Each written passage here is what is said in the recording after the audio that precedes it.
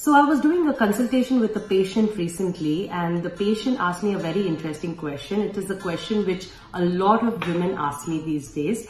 And the question was that, can we do a breast reduction without doing a breast lift? And does all breast reductions have a breast lift?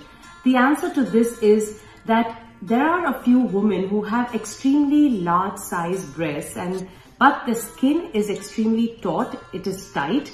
They do not have stretch marks, and the breast is not drooping below the level of the normal breast crease. They just have a very large gland tissue and also fat.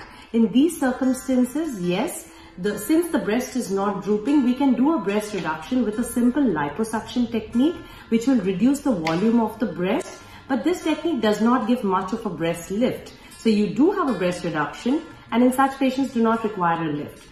Well, there are a few patients where the breast is abnormally large and it is drooping much below the level of the breast crease. The breasts begin to sag, they droop below, the nipples start to point downwards, and in those cases we have to do a breast reduction. At the same time, we have to reposition the breast to its normal location, reposition the nipple up so that it looks perky and facing forwards. These patients usually lose the volume on the upper part of the chest, and because the breasts are drooping downwards. So we have to reposition the skin, remove the excess skin, remove the excess fatty and gland tissue.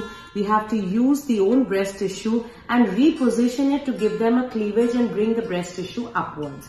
So this procedure is called a breast reduction with a breast lift.